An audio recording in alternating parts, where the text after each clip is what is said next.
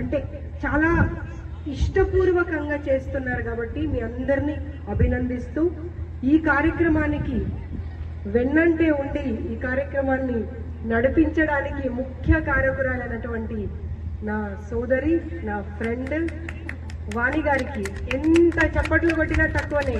So చప్పట్ల sound పెరగాలి, ఎందుకంటే ఒక వ్యక్తి ముందు పడితేనే ఏ కార్యక్రమం అయినా సక్సెస్ అవుతుంది, ఆ కార్యక్రమం రూపుదిద్దుకుంటుంది. చాలా మందికి చాలా థాట్స్ ఉంటాయి, కానీ ఆ థాట్స్ అన్నింటినీ ఆచరణలో పెట్టాలి అంటే మాత్రం అందరూ ఆ రిస్క్ తీసుకోరు, అంత టైం కేటాయించరు, చేయాలి అనే ఆలోచన వరకు ఆలోచన ఉండిపోతుంది.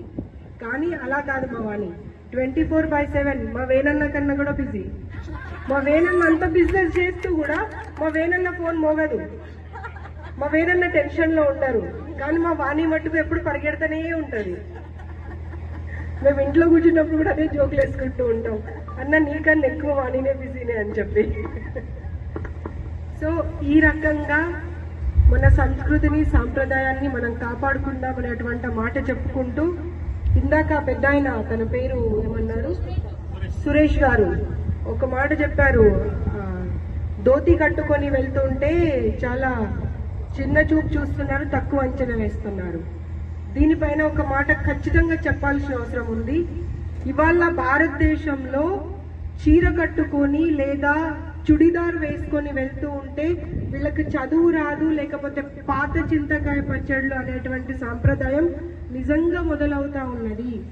దాన్ని తరిమి కొట్టి చీరలో ఉన్న అందము ఏ బట్టలు ఏ గుడ్డలు వేసుకున్నా, ఎంత కాస్ట్లీ డ్రెస్ వేసుకున్నా కానీ ఉండదు అని నిరూపించాల్సినటువంటి అవసరము, బాధ్యత మనందరి పైన ఉంది అనేటువంటి మాట చెప్పుకుంటూ, నిండుగా బట్టలు కట్టుకోవడంలోనే అందం ఉంటుంది తప్పించి ఫ్యాషన్ పేరిట, లేకపోతే వెస్టర్న్ కల్చర్ పేరిట, లేకపోతే ఒక కంఫర్ట్ అనే కంఫర్ట్ జోన్ అనేది చూపించుకుంటూ సగం సగం బట్టలు వేసే వాళ్ళను ఇది మన సాంప్రదాయం కాదు అని చెప్పాల్సినటువంటి అవసరం ఉన్నది.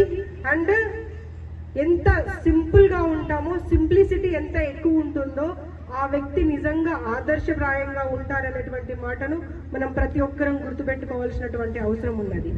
అండ్ ఒక వ్యక్తి